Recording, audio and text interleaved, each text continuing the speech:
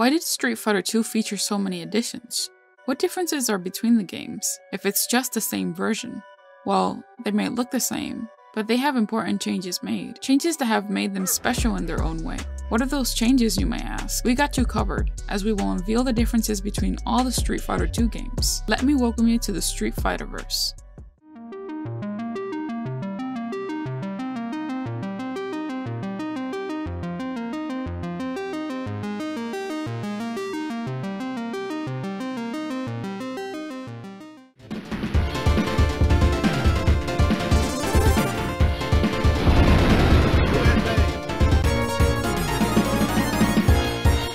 Street Fighter 2: The World Warrior is the first iteration of the Street Fighter 2 series, released in March 1991. In this game, you will find all of the basic elements that will be carried over to later editions of Street Fighter 2.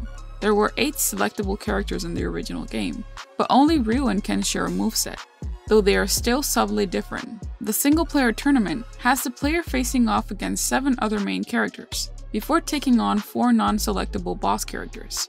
If there were no clear winners, World Warrior matches would reach 10 rounds before making the losing player lose by default. Guile's infamous Invisible Throw and Golden Stance malfunctioned in early versions of this version. Round 1, fight!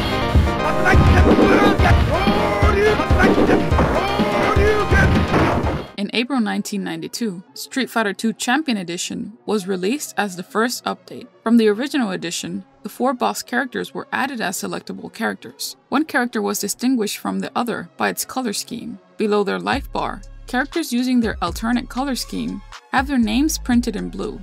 As a result of the addition of clone matches, the number of opponents has increased to 12 in single-player mode. Redrawn artwork and recolored backgrounds were also done for some stages. To balance the characters, much of the gameplay was revised. Since this edition, the maximum number of rounds has been reduced to 4. Due to its popularity, the Champion Edition has been the basis for a number of illegal hacks. One of them is Street Fighter 2 Rainbow Edition.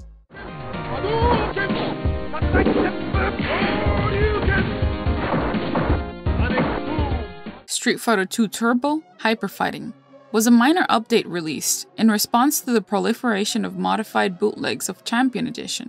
Hyper Fighting was released in December 1992, 8 months after Champion Edition, and improved the game's speed and added new special moves, such as Dalsim's Yoga Teleport and Chun-Li's Kikoken. The characters all received new color schemes. The new scheme became the default scheme, while the original scheme served as an alternative for all characters except M. Bison, who continued to use his original scheme as the default, and the new scheme as the alternate.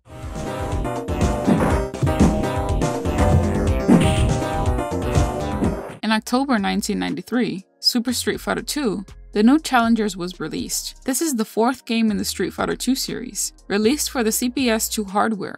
Instead of the CPS hardware earlier games were released on, there was a brand new animation sequence included in the game, along with new graphics. Animation frames have been added for the characters' attacks and win poses, as well as for the bosses' base attacks. Vega and Sagat, for example, did not have jumping punches in the previous version. Also, all the audio in the game has been remade.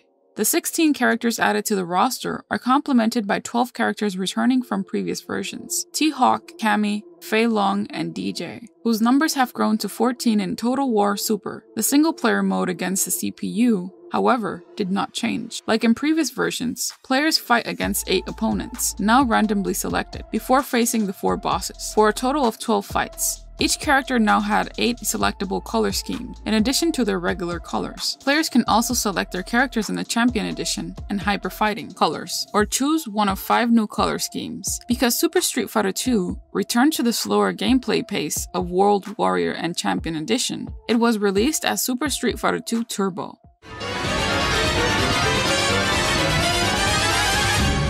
Super Sto 2X Capcom.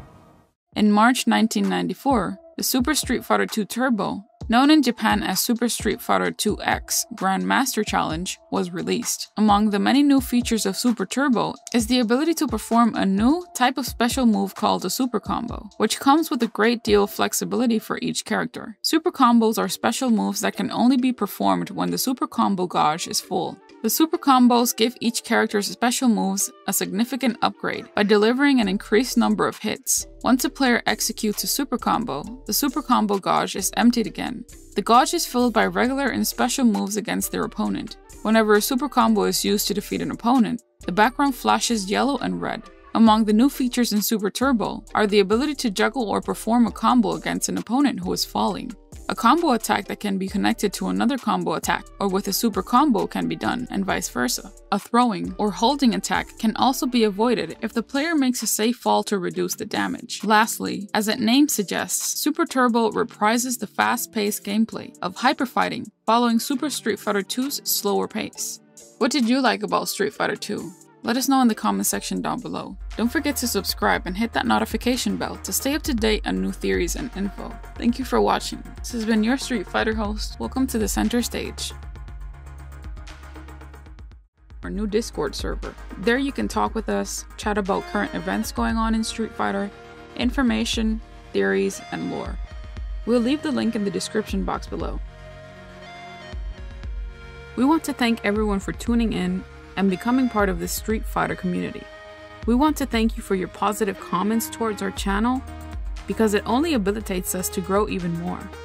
From the Street Fighterverse crew, we thank you.